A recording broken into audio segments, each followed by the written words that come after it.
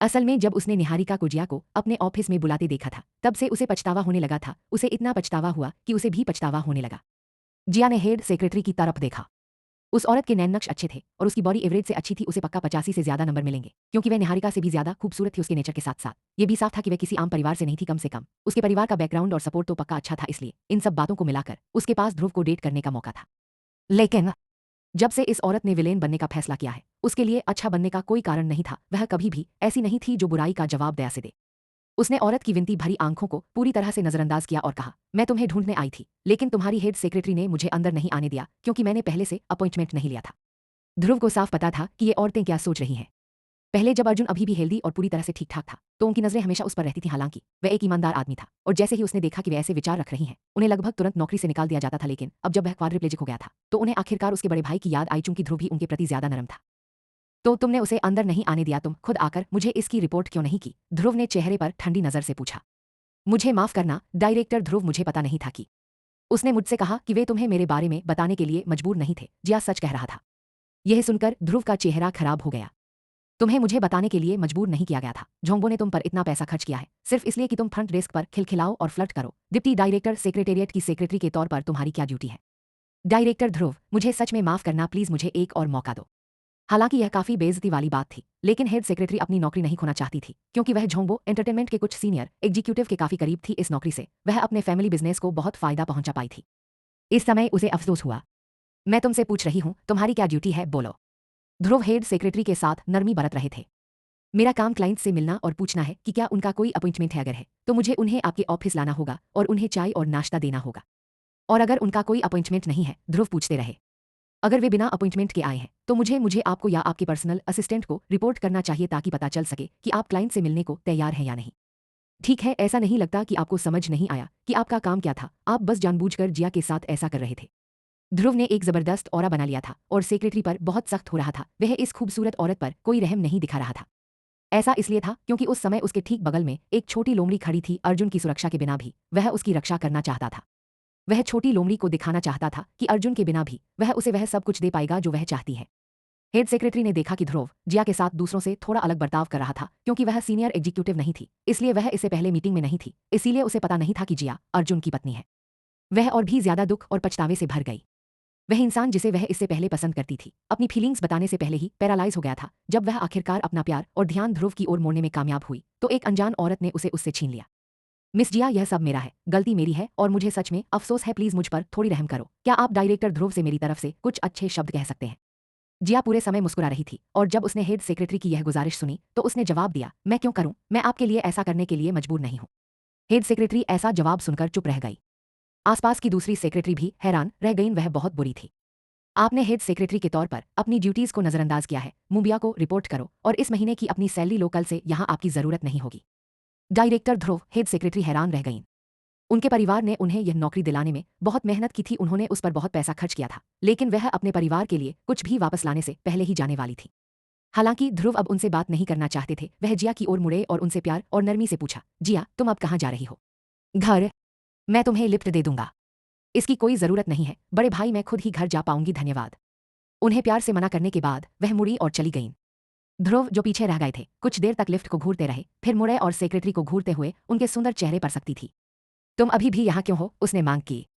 Head secretary ने अपने होंठ काटे और माफी मांगना चाहती थी, लेकिन ध्रुव ने पहले ही अपने पर्सनल असिस्टेंट को बुलाकर दूसरी हेड सेक्रेटरी हायर करने को कहा था। जब जिया निहारिका के ऑफिस से निकली, तो डायरेक्टर इतने डर गए कि उनके पैर नरम पड़ गए। उन्हें लगा था कि वह कंपनी में बस एक नई आर्टिस्ट है, तो कपूर परिवार के एग्जीक्यूटिव डायरेक्टर इसमें क्यों शामिल थे? वह कौन है? डायरेक्टर की आंखें खुली हुई थीं और पूरी तरह डर से भरी हुई थीं। जिया के जाने के बाद ही निहारिका का चेहरा बहुत बुरा लगने लगा। उसने अपने पास रखी क्रिस्टल एशट्रे उठाई और डायरेक्टर की तरफ फेंक दी।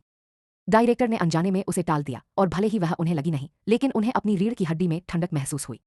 बेवकूफ, निहारिकांग ने डायरेक्टर पर बिना रहम के चिल्लाते हुए कहा, यह औरत बस एक नई मैनेजर है जो दूसरी कंपनी से आई है। तुम उसकी हर बात पर यकीन क्यों करोगे? तुम ये सब सिर्फ इसलिए क्यों करोगे क्योंकि इससे तुम्हें थोड़े से फायदे होंगे? अगर तुम सुसाइड मिशन पर हो तो मुझे इससे बाहर रखो। निकल जाओ, मेरे ऑफिस से निकल जाओ। झोंगबो एंटरटेनमेंट तुम पर पक्का केस कर देगा, बस इंतजार करो। निहारिकांग को लगा कि उसके साथ गलत हुआ है। वह सीधे जिया को ध्रुव के ऑफिस क्यों नहीं ले आई? वह उसे यहाँ अपने ऑफिस में क्यों ले आई? जब निहारिका उन पर चिल्ला रही थी, तो उसका दरवाजा धक्का देकर खोला गया। जो आदमी अंदर आया वह कोई और नहीं बल्कि राकेश था, जिससे जिया हर दिन मिलती थी। असिस्टेंट यून आप। यूझो ने निहारिका का स्वागत किया और कहा, डायरेक्टर निहारिका, मुझे एग्जीक्यूटिव डायरेक्टर ने डायरेक्टर और मिस उना दोनों को कुछ देने का आदेश दिया था। इसके साथ ही यूझो ने उन्हें 4 लेटर दिए। हेकाइवेई और उना दोनों के पास 2-2 लेटर थे। कंटेंट अलग हो सकता है लेकिन वे असल में एक ही चीज है। एक निकालने का नोटिस है और दूसरा झोंबो एंटरटेनमेंट और मिस जिया को आपके द्वारा किए गए नुकसान के बारे में मुकदमे का नोटिस है। हम आपसे कोर्ट में मिलेंगे। हेकाइवेई और उना दोनों इतने हैरान हुए कि उनके सिर जोर से धमाके के साथ फट गए। असिस्टेंट युन, यह मेरी गलती नहीं है। मैंने मिस जिया से इस बारे में बात करने का प्लान बनाया था, लेकिन उन्होंने ही मुझे मिस जिया के साथ हुआ प्राइवेट एग्रीमेंट दिखाया। उसने मुझे बताया कि उसे मिस जिया से पूरी तरह से ऑथराइज्ड अधिकार मिला हुआ था, इसीलिए मैं धोखा खा गया और उसकी बात मान ली। राकेश ने जवाब देते समय नरमी बरती। वह जोर से नहीं लेकिन कठोर था। डायरेक्टर, आप 47 साल के हैं, 7 साल के नहीं, क्योंकि आप काम कर रहे हैं, इसलिए आपको अपनी बेवकूफ़ी के लिए खुद जिम्मेदार होना चाहिए।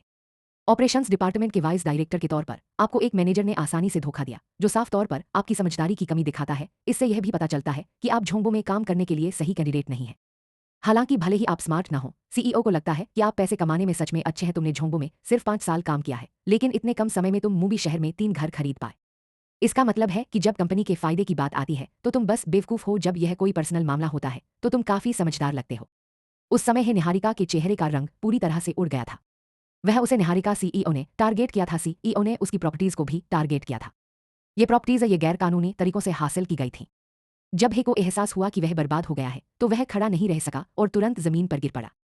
उना का चेहरा भी बहुत भद्दा था और वह गुस्से से आग बूला थी। जिया ही मुझे झोंकजे से यहाँ लाई थी, जिसका मतलब है कि मैं उसी का हूँ। उसे ही मुझे नौकरी से निकाल देना चाहिए। तुम्हें ऐसा करने का कोई हक नहीं है।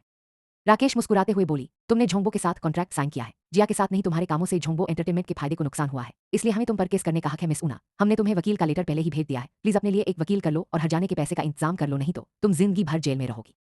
निहारिका राकेश के बुरे काम की तारीफ कर रही थी। मन ही मन सोच रही थी कि अर्जुन कितना मतलबी इंसान है। वह शुक्रगुजार थी कि वह इस झमेले का हिस्सा नहीं थी।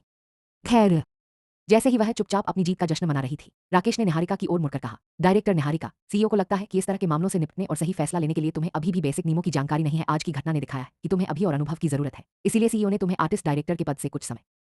एक जोरदार आवाज हुई, जिसके बाद निहारिका ने अपनी हथेली मोटी टेबल पर पटकी। वह तुरंत गुस्से से खड़ी हो गई। तुमने क्या कहा? फिर से बोलो। गुस्से में भरी औरत का सामना करते हुए असिस्टेंट राकेश एक इमोशनलेस रोबोट की तरह था, जो उसने अभी अभी कही बात को ठीक वैसे ही शब्दों में दोहरा रहा था जैसे पहले कहा था। चिंता मत करो, तुम अभी भी झोंबो एंटरटेनमेंट की डिप्टी डायरेक्टर हो। बस आर्टिस्ट डायरेक्टर के तौर पर तुम्हारी जगह कुछ समय के लिए किसी और को रख लिया गया है। सीईओ को उम्मीद है कि तुम अपनी गलती से सीखोगी और भविष्य में अच्छा परफॉर्म करोगी। अगर तुम्हारा परफॉर्मेंस ठीक रहा तो अभी भी उम्मीद है कि तुम कंपनी के सभी आर्टिस्ट को एक बार फिर मैनेज कर पाओगी। यह कहकर राकेश ने निहारिका को निकालने का नोटिस दिया। कमरे से बाहर जाने से पहले उसने धीरे से सिर हिलाया। निहारिका, जो अपने ऑफिस में रह गई थी, उसे यकीन नहीं हो रहा था। वह सोच रही थी कि उसके साथ इतनी बुरी बात कैसे हो गई। तारांकिन तारांकिन तारांकिन। सेलिब्रिटीज के बीच कुछ चौंकाने वाली इंटरनेशनल खबरें। सायरा की बॉडी मिल गई। यह सेंचुरी के जेड को मिली। जेड ने सायरा की बॉडी को पकड़े रखा, जो कई दिनों तक पानी में भीगी रहने के कारण पहचान में नहीं आ रही थी। फिर वह खुद उसे उस क्रिस्टल मकबरे में ले गया जो उसने उसके लिए बनाया था और उसका अंतिम संस्कार किया। अंतिम संस्कार में सिर्फ द सेंचुरी शामिल हुआ था, लेकिन इसे पूरी दुनिया में लाइव ब्रॉडकास्ट किया गया। उसे दफनाने से पहले जेड ने दुनिया की पहली गुलाबी हीरे की अंगूठी, जिसे द इटर्नल स्टार के नाम से जाना जाता है, सायरा की रिंग फिंगर में पहनाई, जिससे वे पति पत्नी बन गए। शानदार कॉन्फ्रेंस रूम में वापस आकर निया के चेहरे पर एक बुरा सा भाव था जब उसने एस के सेक्ट के सभी एल्डर्स को देखा। ये सायरा के माता पिता के परिवार और दोस्त थे। जब सायरा के माता पिता एक एक्सीडेंट में गुजर गए और वह और सायरा अपनी जान के लिए एक दूसरे पर निर्भर हो गए, तो उसे अब भी इन लोगों के चेहरे याद थे। उसके बाद जैसे जैसे सायरा की ताकत बढ़ी और उसकी कोशिशों से वह बहुत कम उम्र में इन सभी लोगों पर काबू पा सकी। इनमें से ज्यादातर भेड़िए निराशा के कारण कुत्ते बन गए। अब जब सायरा के मरने की बात पक्की हो गई थी तो इन लालची भेड़ियों के नुकीले दांत एक बार फिर दिखने लगे। सायरा मेरी बड़ी बहन है। अब जब वह हमें छोड़कर चली गई है तो अगली बारी मेरी है। मुझे उसके शेयर विरासत में मिलने चाहिए। क्या आप सबको लगा कि आपको उसके शेयर विरासत में मिलने चाहिए? दूसरी मिस, ये सही नहीं है। सायरा भले ही आपकी बहन रही हो, लेकिन हम में से बहुत से लोग असल में उससे रिश्तेदार है। मेरा ही उदाहरण लीजिए, मैं उसका चाचा हूँ, उसका खून का चाचा। मुझे लगता है कि हम में से बहुत से लोग यहाँ सायरा के शेयर विरासत में पाने के लिए आपसे ज्यादा काबिल हैं। अगर यही वजह है तो द सेंचुरी के जैद ने अभी अभी सायरा के शरीर के साथ अपनी शादी का ब्रॉडकास्ट किया है। उसे ही इसका वारिस होना चाहिए। वह यहाँ आप में से किसी से भी ज्यादा काबिल होगा। तीसरा एल्डर हंसा, यह कैसे गिना जाएगा? उसने एक शरीर से शादी की और सायरा ने अपनी मर्जी से उससे शादी नहीं की। इंटरनेशनल कोर्ट में भी सायरा के शेयर उसके नहीं होंगे। जहां तक तुम्हारी बात है पूर्णविराम। मुझे लगता है कि सर और मैडम ने यह उम्मीद नहीं की होगी कि जिस अनाथ लड़की को उन्होंने दया करके बचाया था वह आखिर में सबसे बड़ी विनर बनेगी। उसने न सिर्फ उनकी सारी विरासत और दौलत ले ली, बल्कि उनके पसंद के दामाद को भी छीन लिया। हो सकता है कि उनकी प्यारी बेटी की जान उनकी इस जंगली गोद ली हुई बेटी ने ले ली हो। बैंग! निया को इतना गुस्सा आया कि उसने अपने ठीक सामने रखी लकड़ी की टेबल पर मुक्का मारा। निया के मुक्के की वजह से लंबी मोटी लकड़ी की टेबल पर एक दरार आ गई थी। दरार भले ही गहरी न रही हो, लेकिन यह बड़ों को यह दिखाने के लिए काफी थी कि निया की ताकत आम लोगों से अलग थी। जब उन्होंने देखा कि क्या हुआ तो वे स्तब्ध रह गए। तीसरे एल्डर, आप जो चाहे अपने मुंह में डाल सकते हैं, लेकिन आपको इस बात का ज्यादा ध्यान रखना चाहिए कि उससे क्या निकलता है। आप कह रहे हैं कि मैंने ही बड़ी बहन को मारा है, आपके पास सबूत कहाँ है? अगर आपके पास कोई सबूत नहीं है तो मैं आप पर मानहानि का केस कर सकता हूं। तब न केवल आप इन शेरों से हाथ धो बैठते, बल्कि आपको जेल भी हो सकती है। तीसरे एल्डर को एहसास हुआ कि वह हद पार कर गए हैं और उनकी बोलती बंद हो गई। दूसरे एल्डर जो पास खड़े थे बीच में आए। लगता है हमारे पास इस बात का सबूत न हो कि तुमने उसका मर्डर किया, लेकिन यह सच है कि तुम यंग मास्टर जू के साथ सो रहे थे। हम में से बहुतों ने यह देखा था, ये देखकर कि तुम्हारी बहन की शादी यंग मास्टर जू से होने वाली है। तुमने यह कदम उठाने का फैसला किया क्योंकि तुम अपने जीजा को बहकाने के लिए तैयार हो। तो क्या पता तुम अपनी बहन से नफरत करते। हाँ, सेंचुरी के जेड ने भी तुम्हारे खिलाफ गवाही दी है, यह कहते हुए कि तुम कातिल हो। तुम इस बारे में और क्या कह सकते हो? हम सायरा के बायोलॉजिकल परिवार हैं, लेकिन सायरा की बॉडी सेंचुरी को ही मिली थी। उसका अंतिम संस्कार भी सेंचुरी नहीं किया था, यह बेइज्जती है। तुम्हें अपनी जबान संभालनी चाहिए। जेड बस शक कर रहा था, क्या उसके पास कोई सबूत है कि मैंने ही अपनी बहन का मर्डर किया है? हम अगर उसने ऐसा किया होता तो क्या तुम्हें लगता है कि तुम वहां खड़े होकर हमसे बहस कर पाते? हाँ, सही। ज्यादातर बुजुर्ग जिन्हें अपनी राय रखने का हक था, उन्होंने उसका विरोध करने का फैसला किया था, उसे फंसाने की कोशिश कर रहे थे। निया गुस्से से आग बबूला हो रही थी। ये लोग राक्षस थे। जब मुनाफा होता था तो उन्हें नैतिकता और ईमानदारी के बारे में कुछ नहीं पता होता था। हालांकि इन लोगों के साथ काफी समय बिताने के बाद उसे पता चल गया था कि उसके गुस्सा होने का कोई मतलब नहीं है। उसने खुद को शांत किया और मुस्कुरा दी, क्योंकि तुम में से किसी के पास सबूत नहीं है, इसका मतलब है कि मैं अभी भी बेगुनाह हूं, है ना? चूंकि मैं बेगुनाह हूं, इसलिए मैं अगली लाइन में हूं और मुझे अपनी बहन के शेयर विरासत में मिलेंगे। मुझे उम्मीद है कि सबको याद होगा कि इस किस्से किस आधार पर बना था। अब जब बड़ी बहन मर चुकी है, अगर मैंने जरूरतमंद लोगों का इलाज करने से मना कर दिया तो इसके सेक्ट की इज्जत जल्द ही गिर जाएगी। मेरे बिना ताकतवर लोग इसके सेक्ट की इज्जत नहीं करेंगे, और तब तक भले ही आप सभी के पास इसके सेक्ट के मुझसे ज्यादा शेयर हों, फिर भी इसकी कीमत उतनी नहीं होगी जितनी पहले हुआ करती थी। इसके अलावा हम राजवंश परिवार के साथ 10 साल से ज्यादा समय से दोस्त हैं। अगर इतने सालों तक उस रिश्ते को बनाए रखने की मेरी कोशिशों की वजह से ऐसा नहीं होता, तो क्या आपको लगता है कि राजवंश परिवार अब भी एस के सेक्ट के साथ कोऑपरेट करता? सेकंड मिस सही कह रही हैं। हालांकि वह सायरा की पीठ पीछे यंग मास्टर अभय के साथ थी, जिस पर गर्व करने की कोई बात नहीं है, लेकिन सेकंड मिस ही हैं जो अब भी उनके साथ हैं। अगर वे तब साथ नहीं होते तो राजवंश परिवार के साथ हमारा रिश्ता अब तक टूट चुका होता। हम सभी जानते हैं कि राजवंश परिवार हमारे जेड बिजनेस के इंपोर्ट और एक्सपोर्ट का इंचार्ज है, जिससे हाँ सही है, हम लकी हैं कि सेकंड मिस के यंग मास्टर अभय के साथ अच्छे रिश्ते हैं, जिससे हमें भविष्य में होने वाली सभी परेशानियों से छुटकारा मिल गया है। सायरा ने ही सेकंड मिस को पर्सनली उनकी प्राण ऊर्जा टेक्निक सिखाई थी। हो सकता है कि वह सायरा जितनी अच्छी ना हो, लेकिन मैं इस कमरे में मौजूद सभी लोगों से एक सवाल पूछना चाहूंगी, क्या कोई ऐसा है जिसके पास सेकंड मिस से बेहतर स्किल्स है? प्राण ऊर्जा टेक्निक कैसी है? क्या आप में से किसी के पास यह है? उस समय निया की तरफ के ज्यादातर टैलेंटेड लोग बोलने लगे। जब कमरे में सभी लोग गर्म हो गए तो अभय राजवंश कॉन्फ्रेंस रूम में चली गईं, ठीक वैसे ही जैसे निया ने अरेंज किया था। इसके सेक्ट के बुजुर्गों, मुझे सायरा की मौत का बहुत दुख है। मैं उसका मंगेतर था, लेकिन मुझे जियाओयू से प्यार हो गया। यह सच में मेरी गलती है, लेकिन मैं आप सबसे वादा कर सकता हूं कि चाहे सायरा हो या जियाओयू, राजवंश परिवार उन्हें पूरा सपोर्ट करेगा। अभय राजवंश बात करने में बहुत टैलेंटेड था। उसका मतलब था कि राजवंश परिवार सायरा और निया के अलावा किसी और को सपोर्ट नहीं करेगा। इससे कोई फर्क नहीं पड़ता कि अगला इंचार्ज कौन होगा, क्योंकि वे सिर्फ बहनों को सपोर्ट करेंगे। राजवंश परिवार का मुखिया डेल्टा में नेविगेशन का राजा हुआ करता था, क्योंकि समुद्र के सभी रास्तों पर उसका कंट्रोल था। सोमाली समुद्री डाकू भी राजवंश परिवार के किसी भी जहाज को लूटने की हिम्मत नहीं करते थे, इसीलिए राजवंश परिवार उनके लिए इतना जरूरी था।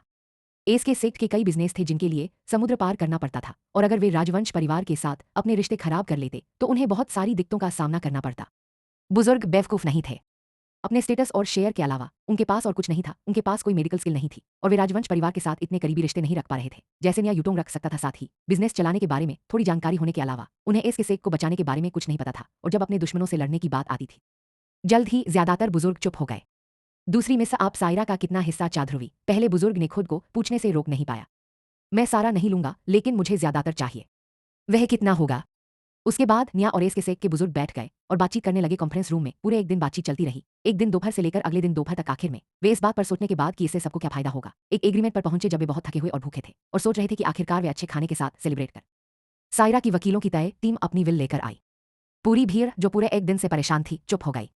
वह अपनी मौत के बाद भी उन्हें बेवकूफ बना रही थी। वे उस वकील को जानते थे जो पूरी टीम को लीड कर रहा था, और वह सायरा का तय वकील था। वे दुनिया की सबसे बड़ी law firm Hamilton law firm का शेयर होल्डर था, और उनके सबसे अच्छे वकीलों में से एक यॉर्क भी था।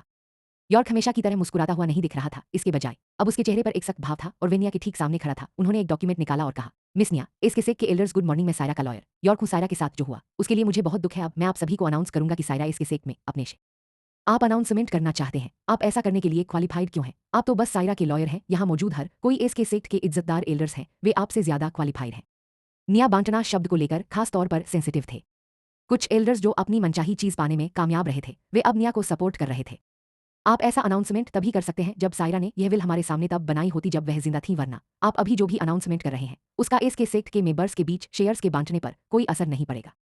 यॉर्क बिल्कुल भी नाराज नहीं हुआ। वह दुनिया की सबसे बड़ी लॉ फर्म में एक अनुभवी वकील था और वह लंबे समय से ऐसे लोगों का सामना कर रहा था। उसने बहुत बड़ी कॉर्पोरेशंस में झगड़े देखे थे। यॉर्क हंसा और बोला, प्लीज शांत हो जाओ, क्या तुम मेरे हाथ में कैमरा देख सकते हो जो रिकॉर्ड कर रहा है? इस कैमरे से एक लाइव ब्रॉडकास्ट चल रहा है। सायरा ने बताया कि एक बार जब वह मर जाएगी तो मुझे उसकी वसीयत की घोषणा और उसकी कंपनी में काम करने वाले सभी सीनियर एग्जीक्यूटिव्स के सामने उसके शेयरों के डिस्ट्रीब्यूशन का ग्लोबल लाइव ब्रॉडकास्ट करना होगा।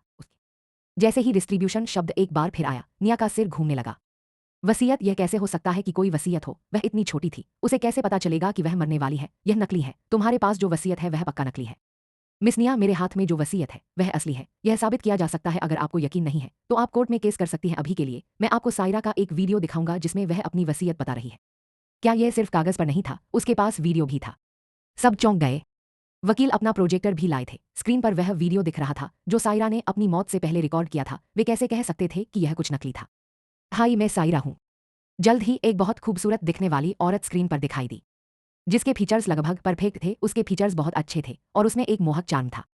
उसकी आवाज में आलस और ग्रेस दोनों थे। हर सेंटेंस के बाद जो अलग तरह का एंडिंग आता था वह हमेशा सुनने वाले के दिल में खुजली पैदा करता था। मुझे यकीन है कि आप में से ज्यादातर लोग पहले से ही जानते होंगे कि मैं बीमार थी। हाँ, मुझे डिप्रेशन है, लेकिन प्लीज चिंता न करें, मेरा डिप्रेशन सीरियस नहीं है और मेरे मन में सुसाइड के ख्याल नहीं आते। हालांकि इन दिनों कुछ ऐसा है जो मुझे परेशान कर रहा है। मुझे अभी पता चला है कि मेरी छोटी बहन, जिस पर मुझे दुनिया में सबसे ज्यादा भरोसा था, मेरे मंग बकवास, वह बकवास कर रही है। वह सुसाइड करने वाली थी। मैं उसे पहले ही 3 बार बचा चुका था। मैं उसे नुकसान क्यों पहुंचाऊंगा? हो, मैं उसे नुकसान पहुंचाने के साथ साथ उसे बचा भी नहीं सकता था, है ना? अगर मैं सच में उसे मरना चाहता तो मैं उसे पहले ही नहीं बचाता। निया इतना गुस्से में थी कि उसका लिवर भी दुखने लगा, जिससे वह कांपने लगी। उसे समझ नहीं आ रहा था कि सायरा आंख बंद करके झूठ क्यों बोल रही थी कि उसके मन में सुसाइड करने का कोई ख्याल नहीं आ रहा था। उसे साफ तौर पर बहुत ज्यादा डिप्रेशन था।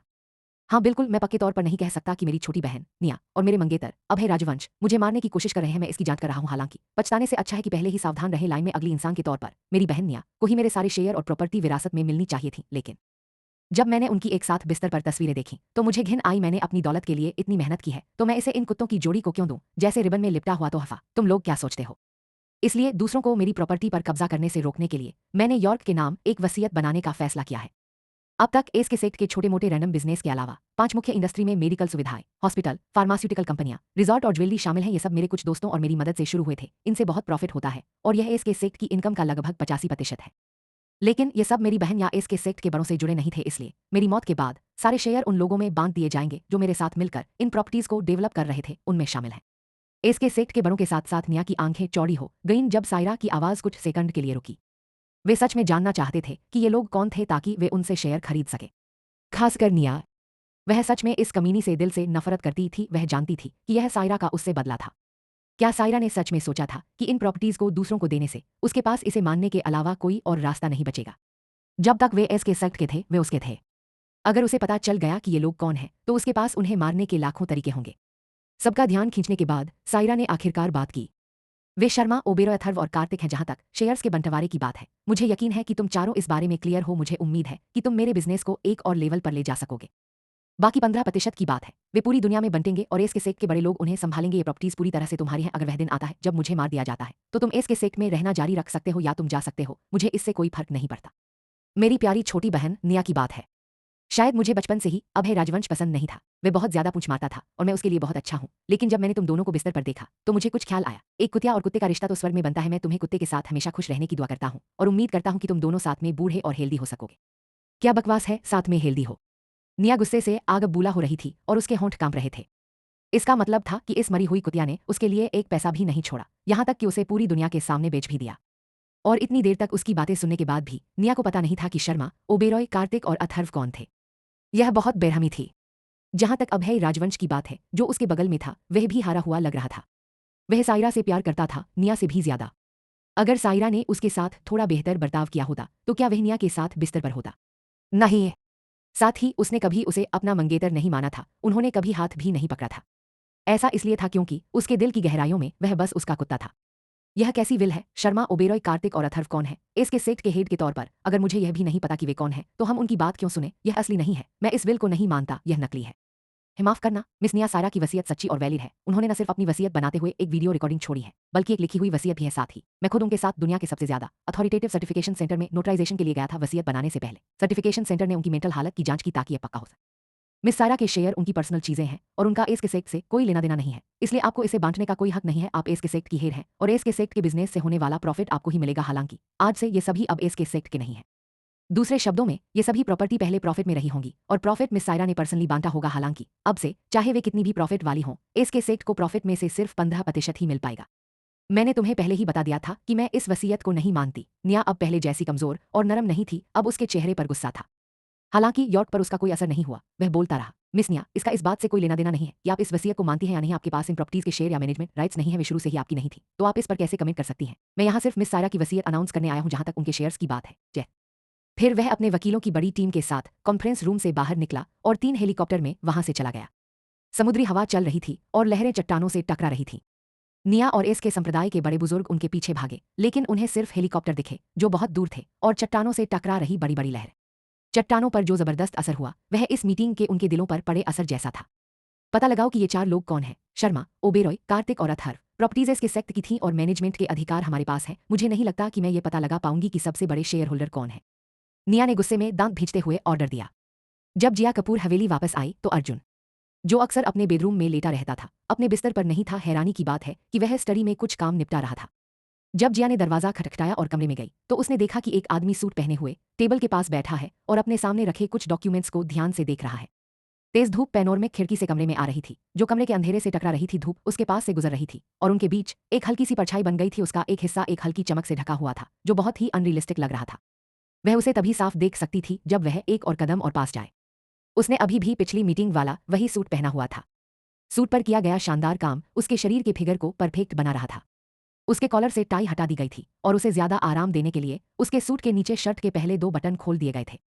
उसका एडम्स एपल, जो बहुत सेक्सी था, उसकी गर्दन से चुपचाप बाहर निकल रहा था। बिल्कुल उसकी पर्सनैलिटी की तरह वह इतना शानदार और टैलेंटेड था कि यह बहुत डरावना था, लेकिन वह कोई परेशानी न हो इसलिए विनम्र बना रहा।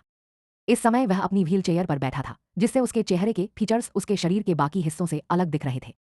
उसके चेहरे के फीचर्स परफेक्ट थे। हर एक लाइन इस तरह से बनाई गई थी कि ऐसा लग रहा था जैसे भगवान ने उन्हें पूरी तरह से बनाया हो। जिस तरह से उसकी आंखें और नाक एक साथ रखी गई थी, उससे एक परफेक्ट तस्वीर बन रही थी। वह बहुत ही गॉर्जियस था। जिया उस आदमी के हैंडसम चेहरे की तारीफ करते हुए खुद को कोसने से रोक नहीं पाई।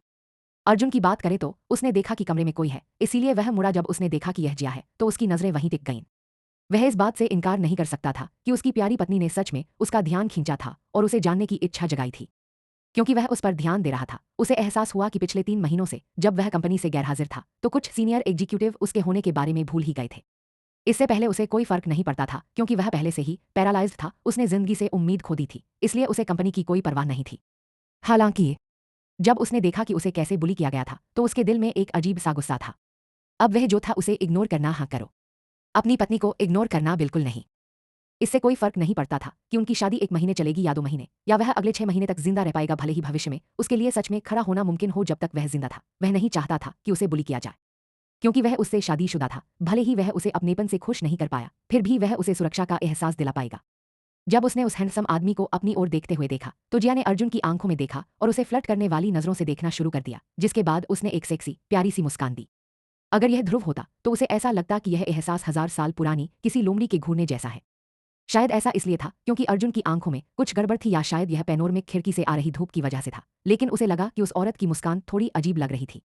शर्मा परिवार उसके साथ अच्छा बर्ताव नहीं करता था। यह भी कहा जा सकता है कि वे उसके साथ बहुत सख्त थे, लेकिन शर्मा परिवार को दिवालिया होने से बचाने के लिए उसने उसके जैसे क्वाड्रिप्लेजिक से शादी करने का पक्का फैसला किया था।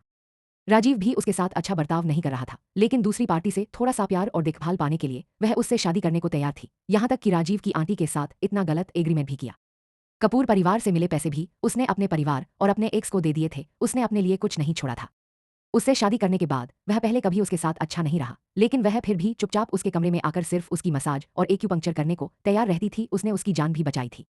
यह छोटी लड़की शायद एक चालाक लोमड़ी जैसी दिखती हो, लेकिन वह असल में एक बेवकूफ भेड़ थी। वह अपने आसपास सभी के साथ अच्छी थी, फिर भी वही अकेली इंसान थी जिसे तकलीफ होगी। जिया को बिल्कुल अंदाजा नहीं था कि इस दौरान उसे बेवकूफ भेड़ का लेबल दिया गया था।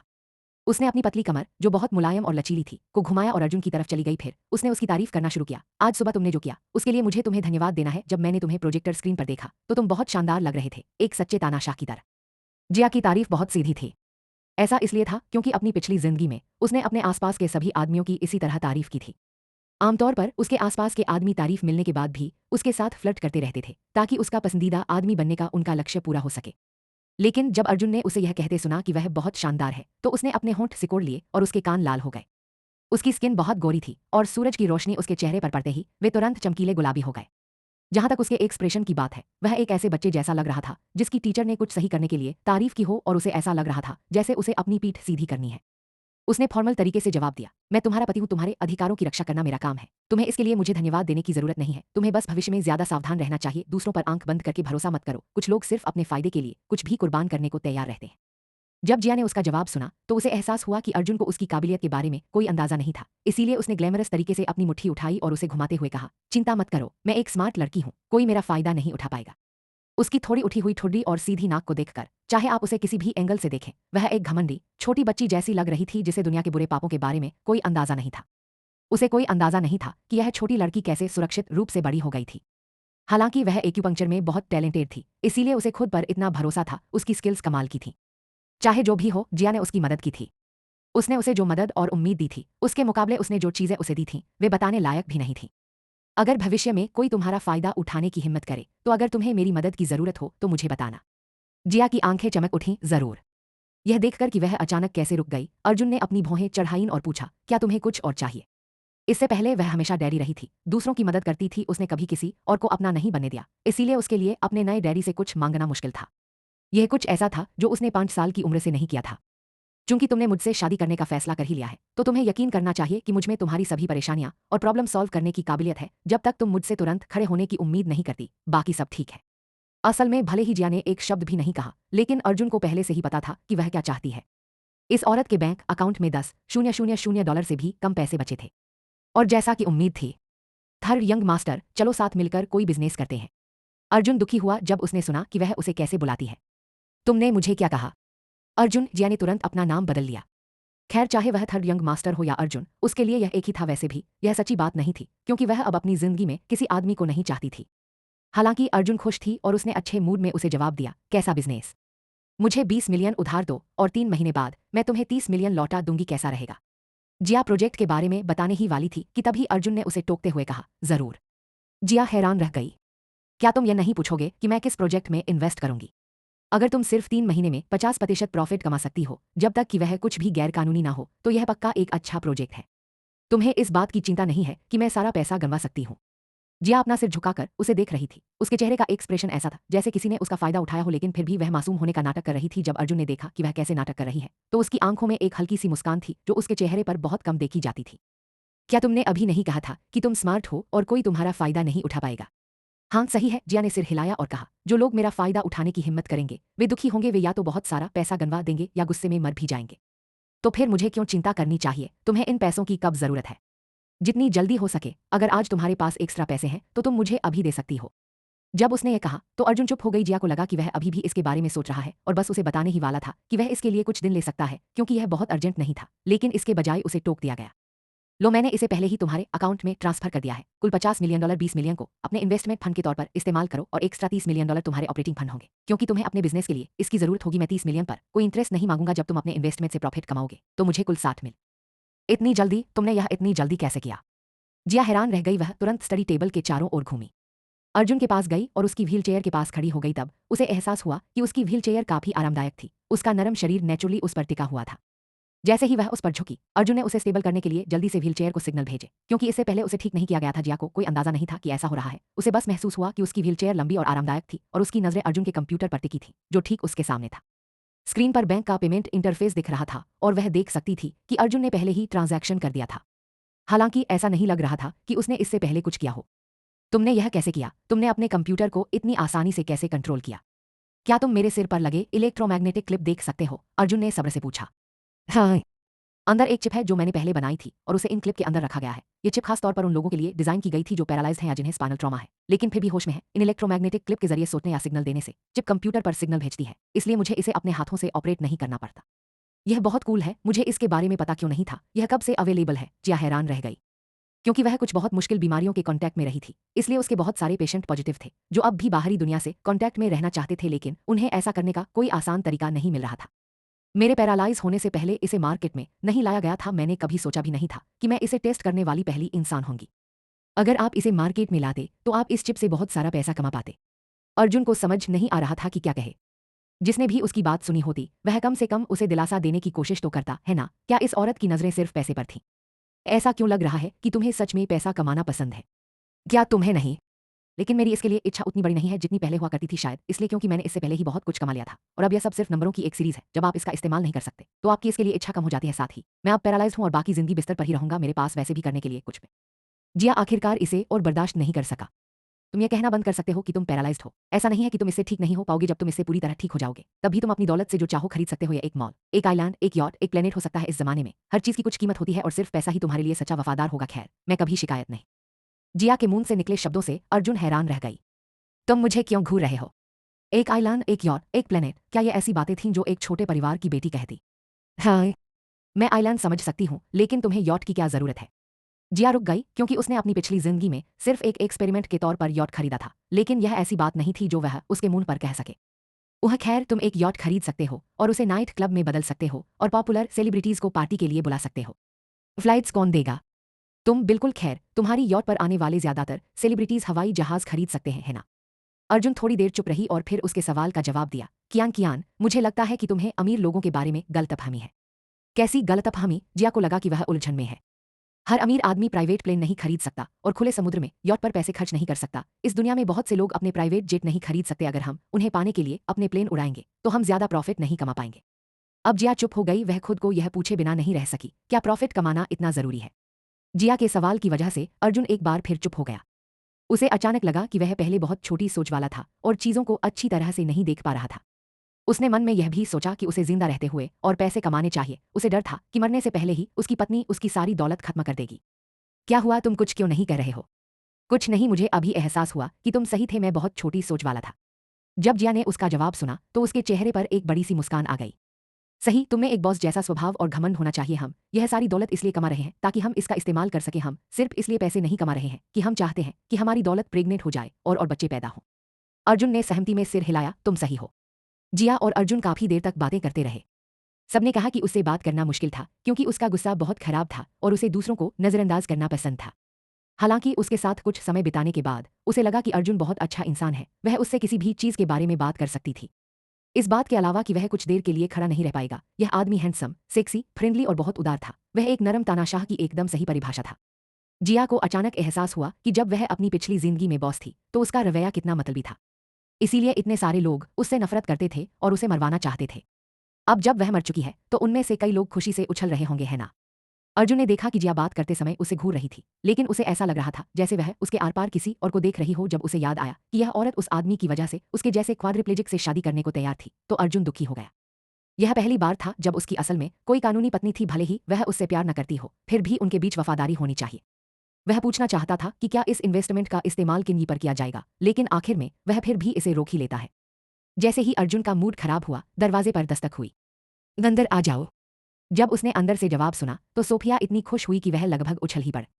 उसे पता था कि जियान और राकेश दोनों अंदर नहीं हैं। उसने ऑप कॉर्पोरेट्स के कुछ वर्कर्स के साथ साथ सब्सिडरी कंपनियों के वर्कर्स से भी कांटेक्ट किया था, जिससे उसे पता चला कि भाई चुआन अपने बिस्तर से उठ गया है। साथ ही उसने ये भी सुना कि उसने सीनियर एग्जीक्यूटिव्स के साथ मीटिंग की थी और उसने बहुत सुंदर सूट पहना था।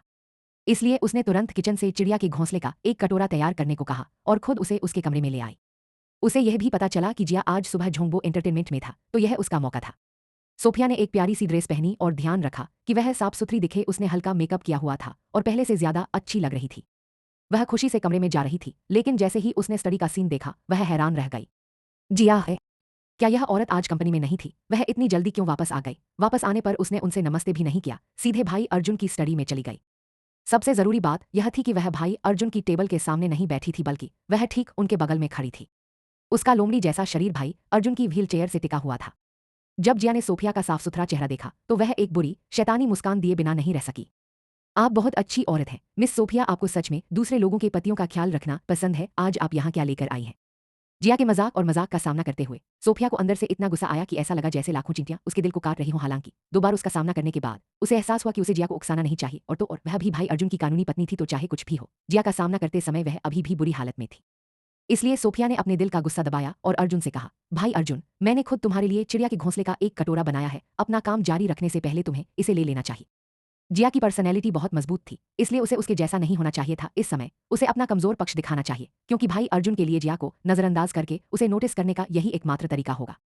जिया ने तुम्हें पहले ही बता दिया था कि तुम्हें मेरे बेडरूम में अंदर आने की इजाजत नहीं है। अर्जुन की आवाज पत्थर जैसी ठंडी थी। जैसे ही उसकी आंखों से गर्म कोमल नजर गायब हुई, बस एक डरावनी नजर बची थी। सोफिया ने कभी उम्मीद नहीं की थी कि अर्जुन उसे इस तरह शर्मिंदा करेगा। उसने न सिर्फ उसका चिड़िया का घोंसला नहीं लिया, बल्कि उसे वही बातें भी सुनाईं जो जिया ने पहले कही थी। वह इतनी दुखी थी कि उसके चेहरे पर पहले से ही आंसू बह रहे थे। लेकिन यह तुम्हारी स्टडी है, मैं बस चाहती थी कि तुम्हें कुछ पौष्टिक खाना मिले। मुझे मुझे बहुत अफसोस है भाई अर्जुन, मैंने नहीं सोचा था कि मेरी वजह से तुम्हें इतनी परेशानी होगी। जिया उसे देखते हुए तालियां बजाना चाहता था। असल में सफेद कमल बनने के लिए हुनर चाहिए, क्योंकि वह खुद ऐसा नहीं कर सकती थी। वह कभी भी जब चाहे अपने चेहरे पर आंसू नहीं बहा सकती थी। यह मेरे बेडरूम के अंदर एक स्टडी है। ये कहने के बाद अर्जुन को लगा जैसे कुछ ठीक नहीं है, इसलिए उन्होंने कहा, भले ही यह मेरे बेडरूम में ना हो, मैं खुद ही किचन से खाना मांग सकता हूं। मैं नौकरानियों या अपने निजी सहायकों से इसे अंदर लाने को कहूंगा। आपको परेशान करने की कोई जरूरत नहीं है मिस सोफिया। सोफिया हैरान थी, क्योंकि यह वह नहीं था जिसकी उसे उम्मीद थी। जब अर्जुन ने देखा कि सोफिया अपने होंठ काट रही है और फिर भी कमरे से बाहर जाने से इनकार कर रही है, तो वह चुप रहा।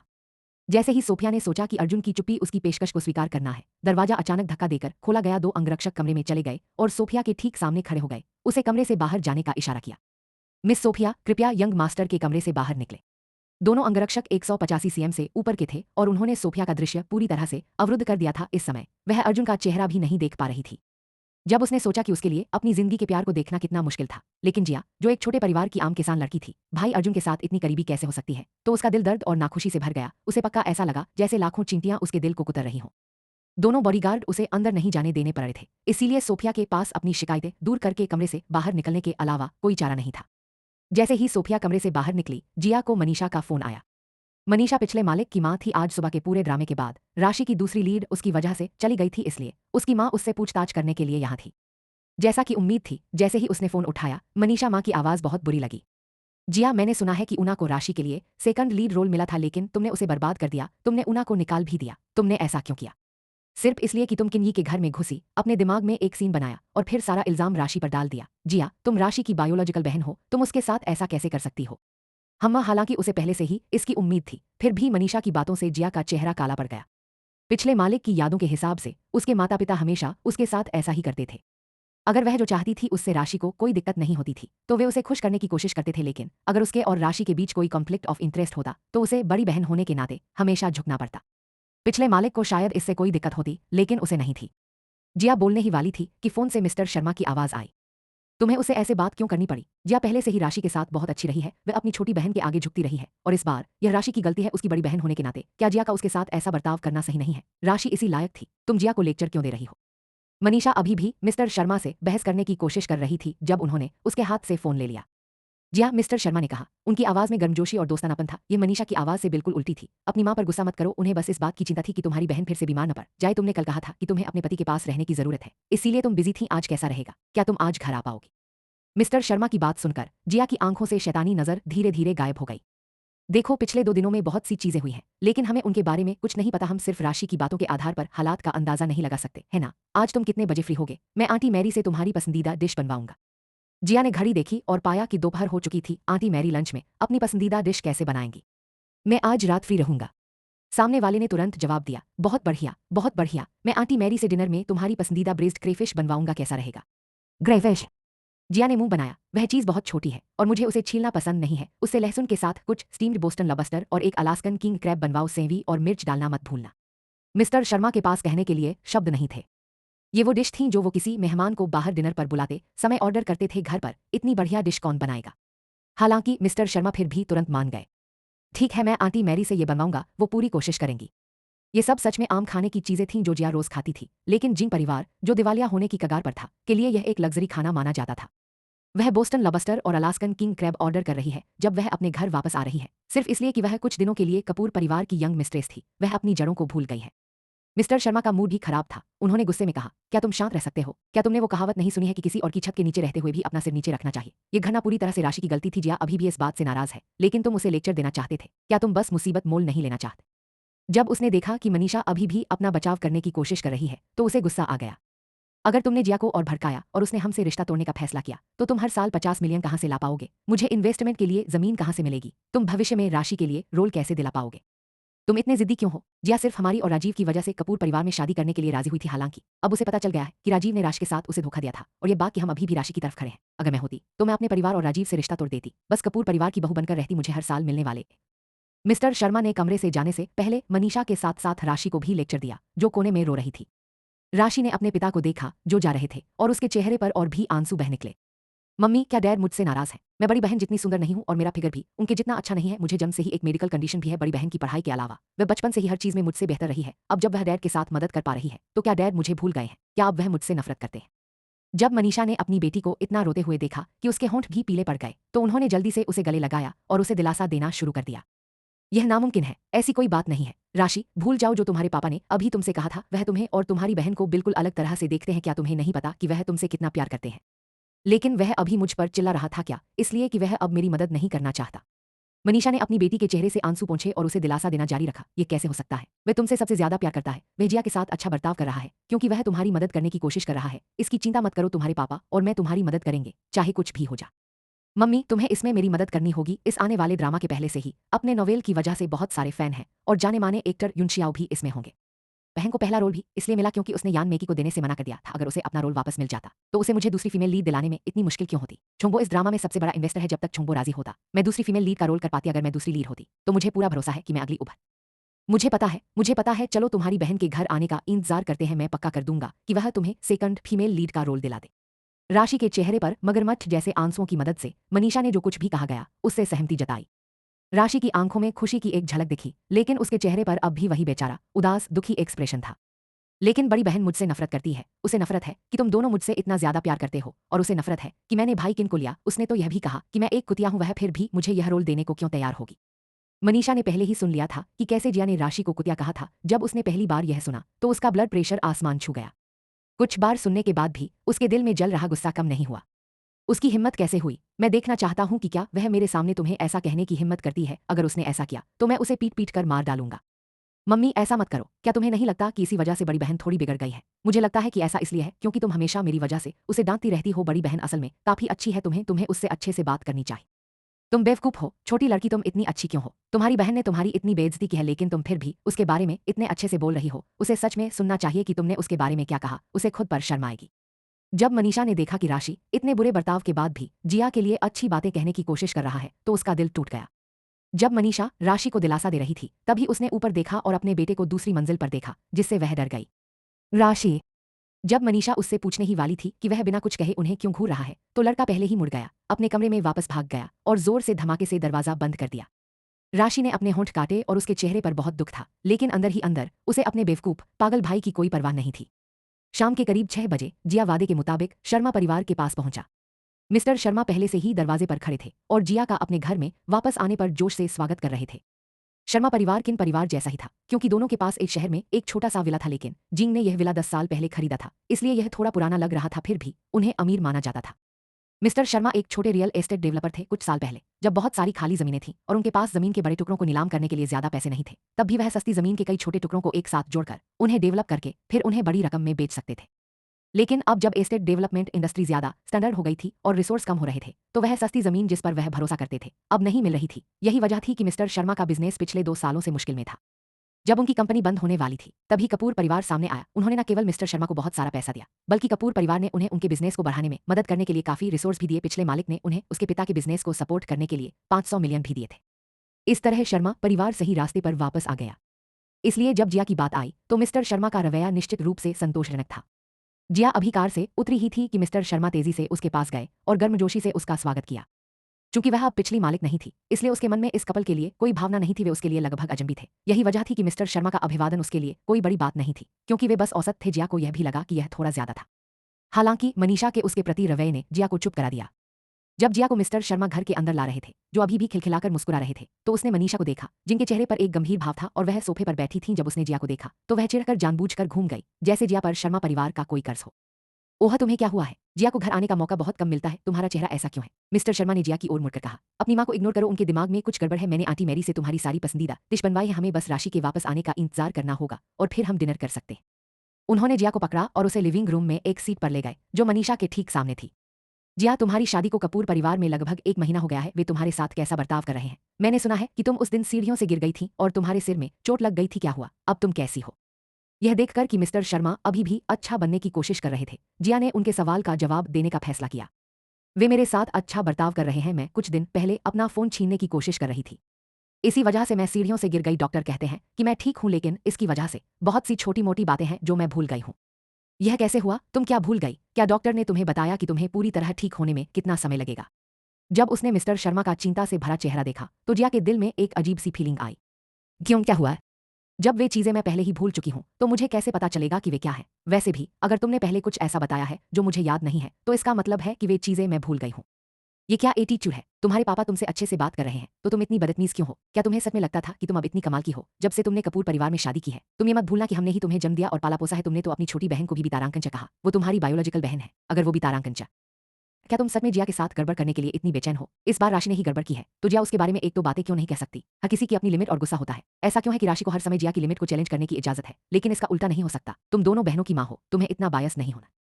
जब मिस्टर शर्मा ने यह कहा तो मनीषा ने एक बार फिर अपना गुस्सा दबाया और बड़बड़ाई। ठीक है, उसे उसे ऐसे गंदे शब्दों से नहीं डांटना चाहिए था। राशि इसी लायक थी, भले ही उसे पीटा गया हो। सिर्फ डांट की तो बात ही छोड़ो, जब उसने ही गलत किया था तो उसे डांटा क्यों नहीं जा सकता? ये कहकर मिस्टर शर्मा जिया की ओर मुड़े और कहा, जिया, तुम्हारी माँ और मुझे अभी पता चला है कि क्या हुआ था, और हमें इसके लिए बहुत बुरा लग रहा है। हमें नहीं पता था कि राशि को राजीव से प्यार कैसे और कब हो गया था। जब तुम बाहर थे तो उसने हमें बेवकूफ बनाने के लिए अपने क्लासमेट्स के पास जाने का बहाना बनाया, लेकिन इसके बजाय वह राजीव के घर पर थी। लेकिन राजीव ने उसके साथ वैसा ही बर्ताव किया जैसा तुम करते। उसने उसे सिर्फ एक छोटी बहन की तरह रखा। राशि भले ही राजीव के घर रात भर रुकी हो, लेकिन वह गेस्ट रूम में सोई थी जब तुम राजीव के घर में घुसे। तो उसे डर था कि तुम ज्यादा सोचोगे, इसीलिए उसने तुम्हें अंदर आने से रोकने की कोशिश की थी। यह राशि थी जो बच्चों जैसी हरकतें कर रही थी। वह चाहती थी कि तुम उसके और राजीव के रिश्ते को गलत समझो, इसलिए जब राजीव को पता नहीं चला तो वह उसके बेडरूम में भागी और अपने सारे कपड़े उसकी अलमारी में रख दिए, जिससे ऐसा लगे कि वे एक साथ सो रहे थे। हालांकि सच तो यह है कि उन दोनों के बीच कुछ भी नहीं चल रहा है। मैं तुमसे यह वादा कर सकता हूं। जहां तक राशि की बात है, हम पिछले कुछ दिनों से उससे इस बारे में बात कर रहे हैं और उसे पहले ही लेक्चर दे चुके हैं। उसे बता चुके हैं कि उसने जो किया वह सही नहीं था। ये देखते हुए कि राशि अभी भी एक बच्ची है और वह तुम्हारी छोटी बहन है, क्या तुम्हारे लिए अपनी बहन को माफ करना ठीक रहेगा? जिया ने मिस्टर शर्मा की तरफ देखा। उसकी खूबसूरत आरू जैसी आंखें गहरी हो गईं। अगर जिया पहले उनके लिए बेकार होती तो समझ आता कि वे जवान और बीमार बेटी की ज्यादा परवाह क्यों करते। लेकिन अब जब वही शर्मा परिवार की जिंदगी और मौत को कंट्रोल कर सकती थी, तब भी यह कपल राशि का साथ दे रहा था। जिया अपना गुस्सा रोक नहीं पाई और जैसे ही बोलने वाली थी, ऊपर से जोरदार धमाका हुआ। जिया ने ऊपर देखा तो एक 17 साल का टीनेज लड़का गुस्से से मिस्टर शर्मा को घूर रहा था। उसके चेहरे पर उदासी थी। जब मिस्टर शर्मा ने अपने बेटे का चेहरा देखा तो उन्होंने जल्दी से पूछा, रुद्र, तुम्हें क्या हुआ है? लेकिन रुद्र ने अपने पिता की बात अनसुनी कर दी। वह जिया की ओर मुड़े और साफ साफ कहा, इधर आओ।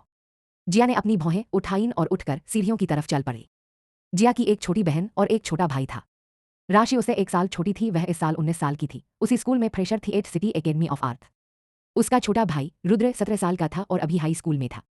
जिया के अलावा शर्मा परिवार के दूसरे बच्चे कुछ जन्मजात कमियों के साथ पैदा हुए थे। राशि को जन्मजात दिल की बीमारी थी। अगर वह अपनी सेहत का अच्छे से ख्याल रखती तो वह लंबी जिंदगी जी सकती थी। अगर वह ऐसा नहीं करती या बहुत ज्यादा इमोशनल हो जाती तो उसकी जान जाने का खतरा था। रुद्र को बोलने में दिक्कत थी क्योंकि वह 3 साल की उम्र तक बोल नहीं पाता था। कुछ डॉक्टरों को दिखाने के बाद उसे गंभीर ऑटिज्म का पता चला।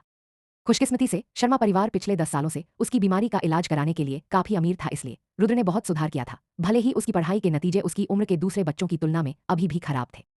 असल में रुद्र के नतीजे हमेशा उसकी क्लास में आखिरी 10 में आते थे। पिछले मालिक की यादों से वह अपने भाई बहनों के साथ इतनी अच्छी इसलिए थी क्योंकि उसे बचपन से यही सिखाया गया था। तुम्हारे पिता और मैंने तुम्हें एक परफेक्ट हेल्दी शरीर दिया है, लेकिन जब तुम पैदा हुए तो तुम्हारी माँ का शरीर खराब हो गया। इसलिए जब तुम्हारी माँ ने तुम्हारे भाई बहनों को जन्म दिया तो वे दोनों बीमार हो गए। सबसे बड़ी और अकेली हेल्दी होने के नाते तुम्हें अपने छोटे भाई बहनों के साथ अच्छा व्यवहार करना चाहिए। तुम्हें उन्हें वह सब कुछ देना चाहिए जो वे चाह। इसीलिए जिया ने हमेशा राशि और रुद्र को बर्दाश्त किया था। यही वजह थी कि राशि को हमेशा लगता था कि जो कुछ भी जिया का है वह उसका भी है। दूसरी तरफ रुद्र राशि से अलग थी, जो बहुत शोर मचाती थी। रुद्र ने उसे कभी परेशान नहीं किया था, इसीलिए जब रुद्र ने उसे अपने कमरे में आने को कहा तो वह तुरंत उसके पीछे चली गई। रुद्र का बेडरूम बहुत साफ सुथरा था, वह बिल्कुल साफ था। उसके कमरे की सभी चीजें एक अनोखे तरीके से रखी हुई थीं। उसके कमरे में कंप्यूटर चालू था और स्क्रीन पर दिख रहा था कि वह एक मैथ वर्कशीट है। स्क्रीन पर बस एक नजर डालने से जिया देख सकती थी कि उस पर लिखी हर चीज असल में गलत थी। वह पढ़ाई में बहुत बुरा था। फिर रुद्र अचानक बोली, मत करो, माफ कर दो। जिया मुड़ा और रुद्र को देखा क्योंकि उसने अभी अभी बात की थी। उसका सुंदर चेहरा अब लाल हो गया था, लेकिन उसकी आंखों में एक पक्का इरादा था। वह उसे अपना पक्का इरादा दिखाना चाह रहा था। तुम नहीं चाहती कि मैं राशि को माफ कर दूं? रुद्र ने जल्दी से सिर हिलाया। क्यों, राशि भी तुम्हारी बहन है। वे सब सोचते हैं कि मुझे उसे माफ कर देना चाहिए। बिल्कुल नहीं। रुद्र का लहजा और भी सख्त हो गया। जब जिया ने उसे जवाब नहीं दिया तो रुद्र घबरा गया। उसे लगा कि वह पहले की अनगिनत बार की तरह उनके आगे झुक जाएगी, इसलिए वह एक कदम आगे बढ़ा और जिया का हाथ पकड़ लिया। जिया को हमेशा अपने मरीजों के अलावा दूसरे लोगों का छूना पसंद नहीं था। हालांकि अगर वह उसका मरीज भी होता तो भी वह ही शुरू करती थी, इसलिए जब भी कोई फिजिकल कांटेक्ट होता तो उसे हमेशा घिन आती थी। हालांकि जब रुद्र ने उसका हाथ पकड़ा तो उसे घिन नहीं आई। तुमने तुमने उसे बहुत बार माफ किया है। यह पहली बार था जब रुद्र ने उससे इतनी सारी बातें कही थीं। ऐसा लग रहा था कि यह बच्चा राशि जितना बुरा नहीं था। जिया खुद को रुद्र के सिर पर थपथपाने से रोक नहीं पाई। जैसे ही उसका चेहरा एक बार फिर लाल हो गया, उसने कहा, चिंता मत करो, मैं नहीं करूंगी अब और नहीं। ठीक है, रुद्र ने बात मानते हुए सिर हिलाया। वह जिया से मिले जवाब से खुश था, इसीलिए उसने आगे कहा, राजीव को इग्नोर करो। जिया को अचानक इस बच्चे में दिलचस्पी हो गई। वह ठीक से बोल नहीं पाता था और उसके पढ़ाई के नतीजे खराब थे। वह हमेशा खुद को अपने कमरे में बंद कर लेता था, जैसे वह दुनिया से अलग थलग हो, लेकिन उसे साफ पता था कि क्या हो रहा है। तुम्हें भी लगता है कि वह बुरा है? जिया ने पूछा। रुद्र ने सोचा कि उसके लिए जिया को मनाना बहुत मुश्किल होगा, क्योंकि उसे दूसरों से बात करने में दिक्कत होती थी। इसलिए उसे समझ नहीं आ रहा था कि जिया को मनाने के लिए वह खुद को कैसे समझाए। लेकिन जब उसने भी शब्द सुना तो उसकी आंखें चमक उठीं और उसने तुरंत सिर हिला दिया। जिया ने उस बच्चे को चिढ़ाना बंद करने का फैसला किया जब उसने देखा कि वह कितनी बेताबी से अपनी बात कहने की कोशिश कर रहा है। मुझे भी ऐसा ही लगता है। इस घटना के बाद मुझे सच में लगता है कि राजीव और राशि एकदम सही जोड़ी बनेंगे। रुद्र ने मुंह बनाया, हार मत मानो।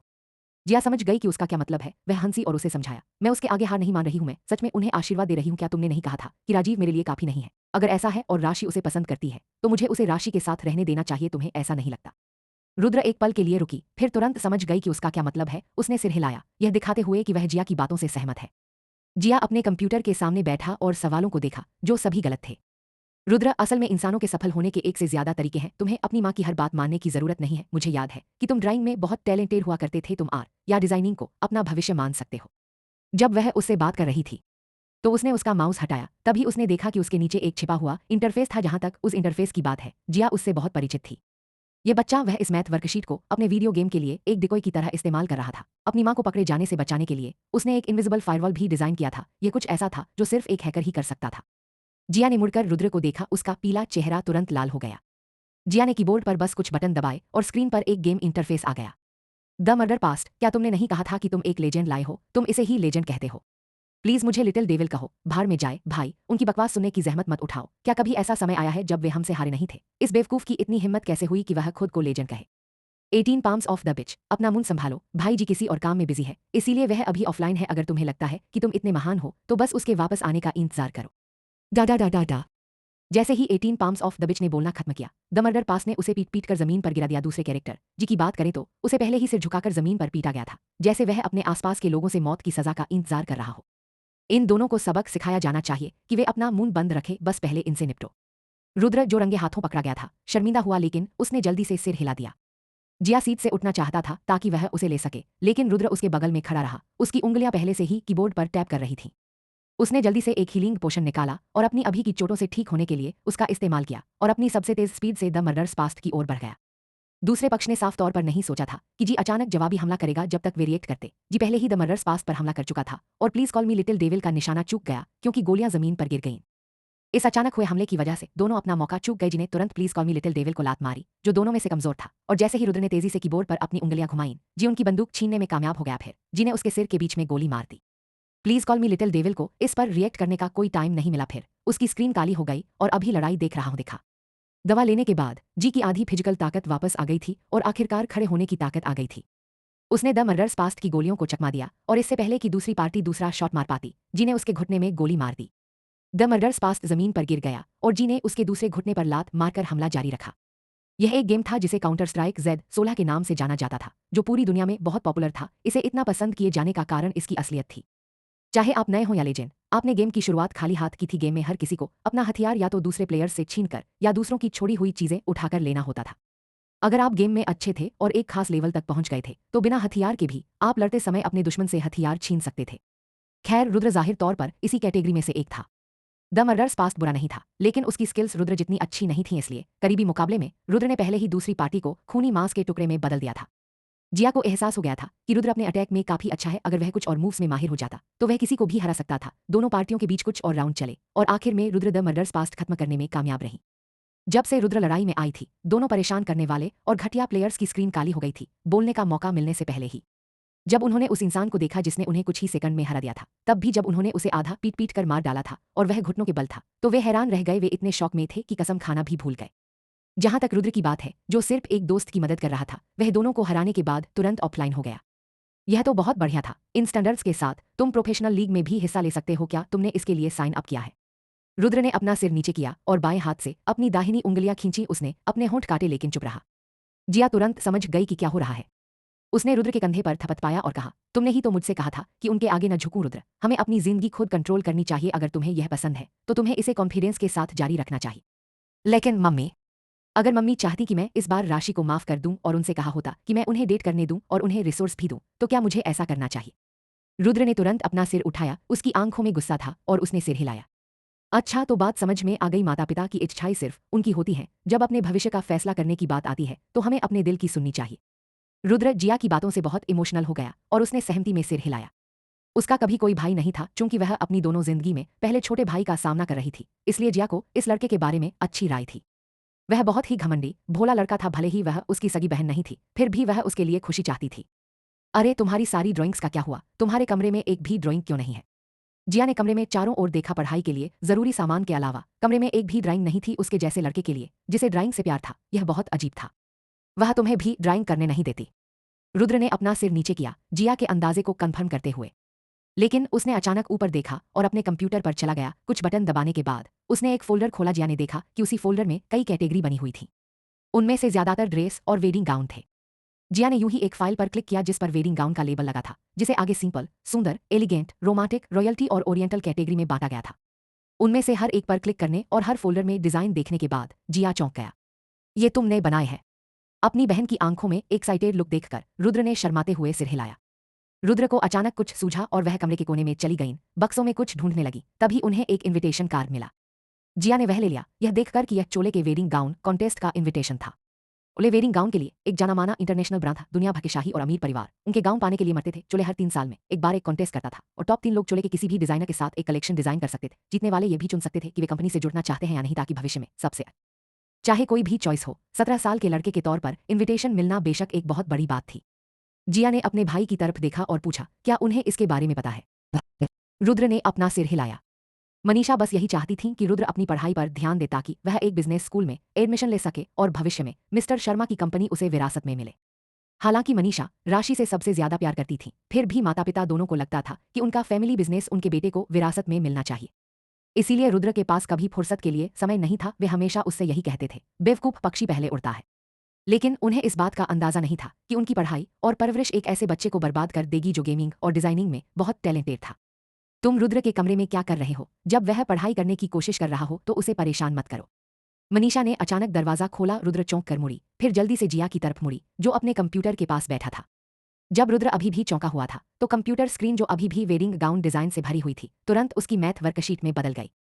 जब जिया ने मनीषा को देखा जो कमरे में तेजी से आईन, तो उसने अपनी आंखों में हल्की सी चमक के साथ उन्हें देखा।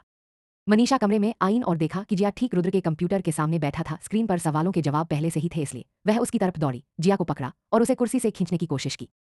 लेकिन जिया को दूसरे लोग उसे छूते हैं इस बात का बहुत ज्यादा सेंसिटिव था, इसीलिए जैसे ही मनीषा ने उसे पकड़ा, उसने जल्दी से मनीषा की कलाई पकड़ ली और धीरे से उसे धक्का दिया। मनीषा चौंक गई और पीछे की ओर गिर गई, जैसे उसमें खुद खड़े होने की ताकत ही नहीं बची हो। खुशकिस्मती से रुद्र उसके ठीक बगल में था। उसने जल्दी से मनीषा को पकड़ लिया और उसे जमीन पर गिरने से बचाया।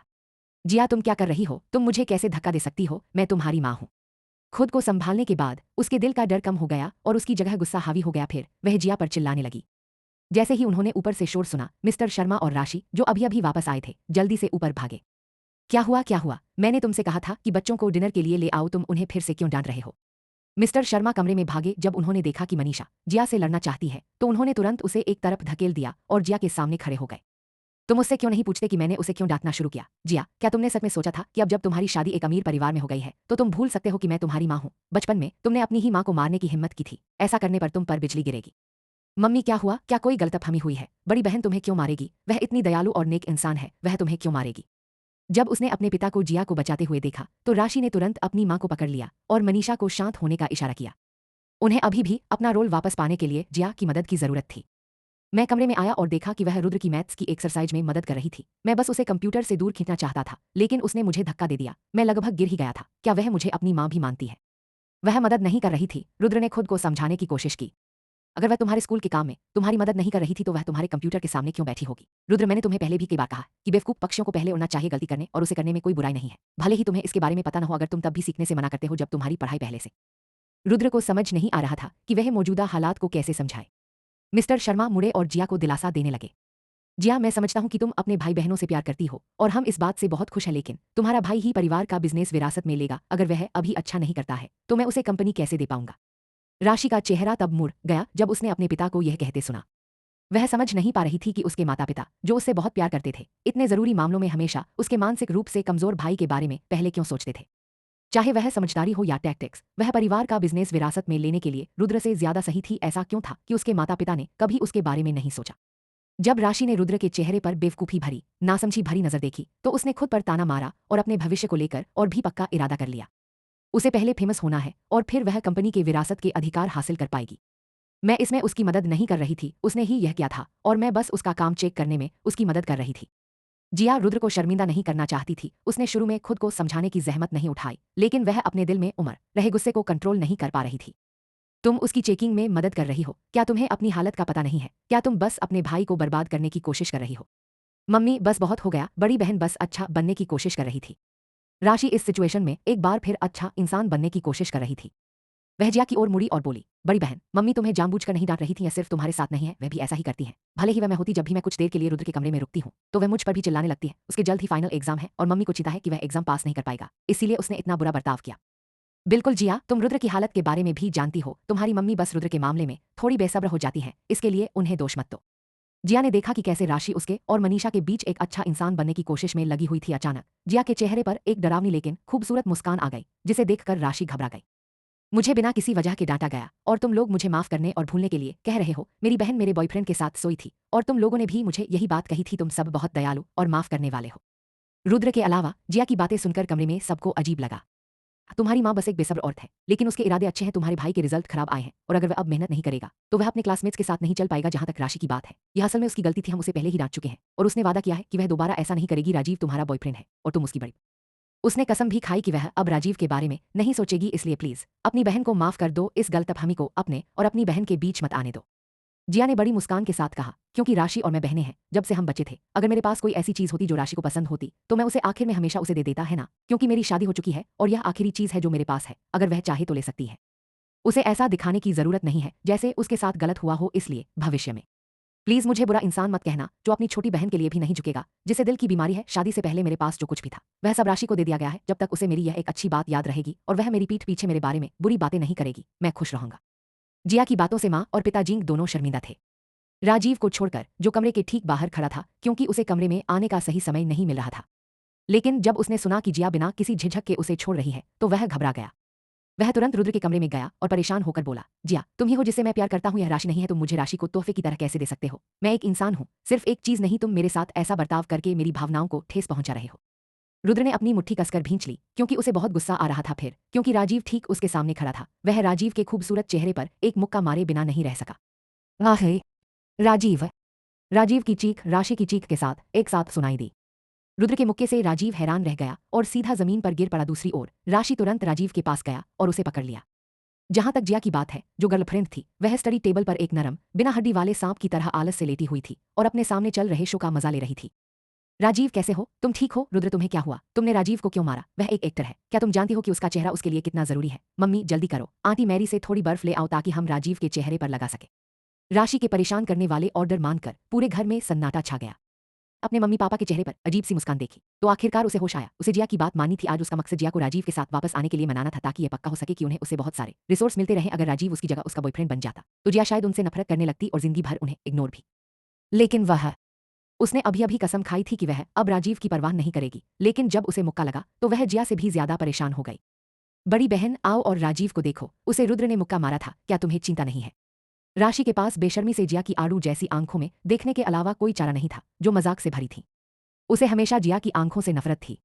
पहले उसे बस यही लगता था कि जिया की आंखें बहुत खूबसूरत हैं और वह हमेशा शिकायत करती थी कि उसकी मां ने उसे वैसी आंखें क्यों नहीं दी। लेकिन हाल ही में उसे लगा जैसे उन आंखों में जादू भर गया हो। उन आंखों से एक शैतानी एनर्जी निकल रही थी और राशि को लगा जैसे वे उसकी आत्मा के आर पार देख पा रही हों। इसी वजह से राशि को अपनी बात पूरी करते समय शर्मिंदगी महसूस हुई। उसे लगा कि उसने अभी जो कहा वह बेवकूफ़ी भरा था और वह लगभग अपने चेहरे के हाव भाव पर कंट्रोल खो बैठी। देखो, अब डिनर का टाइम हो गया है, चलो नीचे चलते हैं। हम एक परिवार हैं, साथ में खाने से ज्यादा जरूरी क्या है? मनीषा, जो एक मिनट पहले ही गुस्से में थी, ने अचानक टॉपिक बदल दिया और राशि को और शर्मिंदगी से बचा लिया। हाँ, हम एक परिवार हैं, साथ में खाना खाने से ज्यादा जरूरी क्या है? जिया, आंटी मैरी ने आज रात तुम्हारी सारी पसंदीदा डिश बनाई है। मिस्टर शर्मा ने जल्दी से टॉपिक जारी रखा और जिया को डाइनिंग हॉल में ले आए। वह एक रेक्टेंगुलर टेबल थी और उस पर ठीक 6 सीटें थीं। यहाँ आओ राजीव, तुम जिया के साथ बैठोगे। राजीव, जो भीड़ में सबसे पीछे खड़ा था, पहले से शर्मिंदा महसूस कर रहा था, लेकिन जब मिस्टर शर्मा ने उसे बुलाया तो उसकी आंखें चमक उठी। वह तुरंत मिस्टर शर्मा के पास गया और प्यार से जवाब दिया, हाँ अंकल जिंग। जैसे ही राजीव जिया के ठीक बगल वाली सीट पर बैठी, वह तुरंत उठी और दूसरी सीट पर चली गई।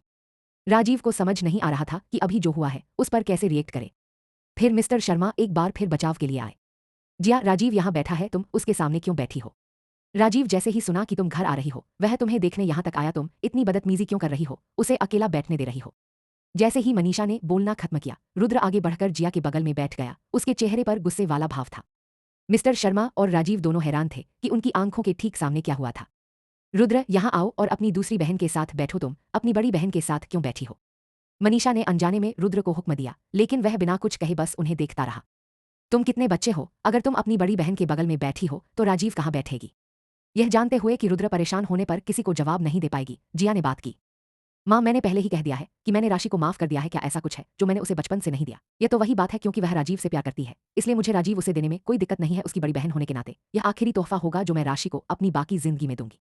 जिया की बात सुनकर रुद्र को छोड़कर सबके चेहरे हैरान रह गए, खासकर माँ जिंग और राशि, जो अभी तक बैठी भी नहीं थी। उनके चेहरे का रंग एकदम बदल गया। तुम्हारा क्या मतलब है कि यह आखिरी तोहफा है जो तुम उसे एक बड़ी बहन के तौर पर दोगी? क्या आप यह कहना चाह रहे हैं कि इसके बाद आपको राशि के जीवन या मृत्यु की कोई परवाह नहीं होगी? यह कैसे हो सकता है? मनीषा का चेहरा थोड़ा ठीक हुआ ही था कि उसने एक बार फिर जिया की आवाज सुनी। अगर राशि की जान को खतरा होता और उसे हॉस्पिटल में भर्ती कराया जाता तो मैं दादाजी या थर्ड यंग मास्टर से मदद मांगती ताकि हम उसे सबसे अच्छा डॉक्टर दिला सके।